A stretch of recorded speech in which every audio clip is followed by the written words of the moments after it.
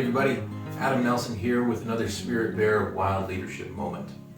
Today I want to talk to you about a trip I took on the Snake River just outside of Jacksonville, Wyoming. Now this is a part of the Snake River famous for its whitewater rafting. Rapids like Big Kahuna, Lunch Counter, Rock Garden, Champaign, just to name a few, are world-class rapids and an absolutely wonderful experience.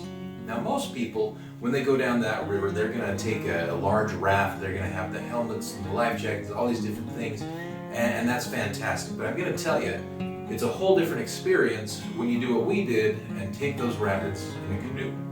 It's a very different moment when you face a rapid and the only thing between you and the rocks and the churning water is a thin piece of aluminum. So what we did is we went to the ranger station, we got an orientation. We wanted to make sure we were doing everything as safe as we could. And so the ranger talks to us about how to right your canoe when you flipped and it's swamped, how to get back in as quickly as possible, how to read the river so you're going right, you're going left, you're shooting the center, whatever you need to do. And one other thing, he told us that the first time you face one of those rapids, you're gonna have a tendency to pull back, to take your paddle out of the water and brace yourself as you face that rapid and as you're going into it. He said, don't you do that. The moment you do that in a canoe, you relinquish all control and all directional capabilities to the will of the river, and it's going to have its way with you, and it's not going to be pretty.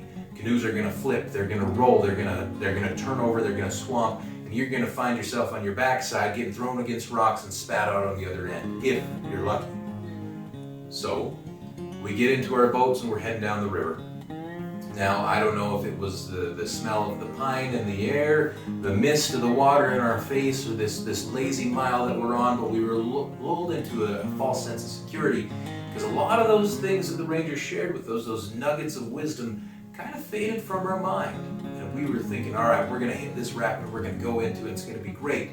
Well, we round the bend and there's the roar of the river, it's getting louder and louder, and sure enough, we come up on this first set of rapids. We go straight into it, and just like the ranger predicted, my partner and I, what did we do? We pulled back and we braced ourselves. And just like the ranger predicted, our canoe spun, it rolled, we got thrown out, and we were bounced along the bottom of the rock garden until finally we were spat out to the other side. Now luckily, no one got hurt. A few scrapes, a few bumps and bruises is all. We were able to get up, get into our boat, and we looked at each other and we said, you know what? Next time, we're keeping our paddle in the water. And there, folks, is our leadership principle. Keep your paddle in the water.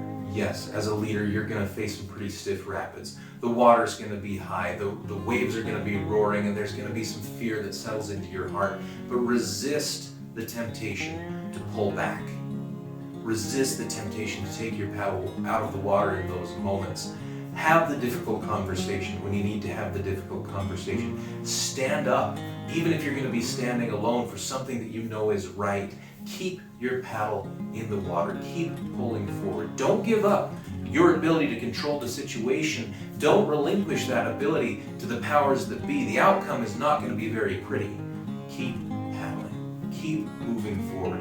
If you do that, you and the people who are relying on you will be able to navigate even the most challenging of situations, even the most dangerous of rapids, and you're going to lead your people safely and soundly home.